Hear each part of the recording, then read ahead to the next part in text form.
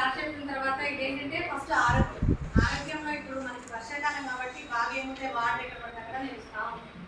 Water ఎక్కువ ముఖ్యంగా ఎక్కడ నిలుస్తుంటాయంటే మురుగు ప్రదేశాలు ఎక్కడైతే ఉంటాయో ఆ ప్రదేశాల్లో మనం ఏం చేయాలి, యాంటీ లార్వా అలాగే ఆయిల్ బాల్స్ వేయాలి. మీరు అందరూ ఎప్పుడు చేసేవి, మీకు కొత్తగా చెప్పేది ఏం లేదు. కాబట్టి ఈసారి రెండు కార్యక్రమాలు కంబైన్ చేసి చెప్తున్నారు కాబట్టి ఎట్ టైం మనం గ్రామ స్థాయిలో చేస్తూ ఉంటాం. సో యాంటీ లార్వా అంటే కుక్కలు పెడతా అన్నారు కదా, సార్ చెప్పారు సర్వే ఒకటి నడుస్తుందని. సో దానికి ఏంటంటే మనం యానిమల్ బర్త్ కంట్రోల్ యూనిట్స్ అనేవి ప్రతి చోట ఏర్పాటు చేస్తున్నారు. బహుశా ఈ కార్యక్రమం స్టార్ట్ అయ్యేటప్పుడు అది కూడా స్టార్ట్ అవుతుంది. స్టార్ట్ అయితే ఒకటి చంపడం మనం ప్రధానం చేయాలి, పిల్లల్ని పుట్టించుకున్న వాళ్ళమే. ఇంకొకటి అయితే కుక్కలు అయితే చాలా మంది వైరస్ వస్తుంది కాబట్టి ఆ వైరస్ కంట్రోల్కి వాటికి కొన్ని మెడిసిన్ అదొకటి మనకి యానిమల్ బర్త్ కంట్రోల్ యూనిట్స్లో చేసేది.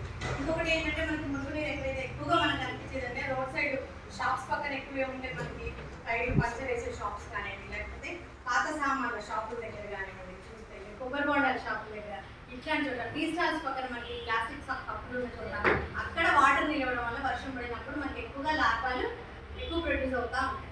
సో అలాంటి ప్లేస్లో ఏంటంటే మనం ఆల్రెడీ డ్రైడే ఫ్రైడే అని ఒక ప్రోగ్రామ్ చేస్తూనే ఉన్నాం. దాన్ని ఏంటి ఇప్పుడు మనం అక్కడక్కడ ఏమైనా చెత్త చెదారం అప్పుడప్పుడు ఖాళీ స్థలాల్లో గుంటల వల్ల 2-3 రోజులు వర్షాలు వస్తే అక్కడ వాటర్ ఆగిపోతూ ఉంటాయి. మురుగు నీరు వెంటనే స్మెల్ వస్తూ ఉంటే అక్కడికి దోమలు వచ్చి చేస్తాం. కాబట్టి అలాంటివి పూడ్చే ప్రయత్నం చేయాలి, అలాంటివి అక్కడ లేకుండా చేసే ప్రయత్నం చేయాలి.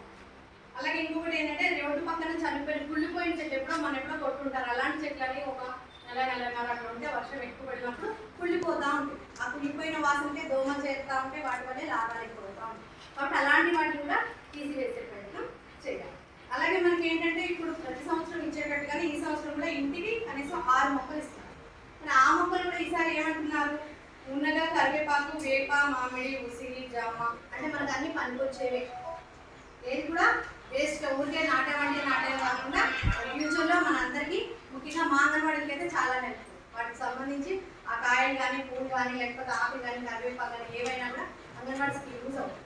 సో అలాగే ప్రతి ఇంటికి ఇచ్చేవి కూడా వాళ్ళు కాకపోతే ఇంకో 2 సంవత్సరాల తర్వాత నాకు పెద్ద తర్వాత మనకు అవసరం కాబట్టి అలాంటి మొక్కల్ని తీసుకుంటాం.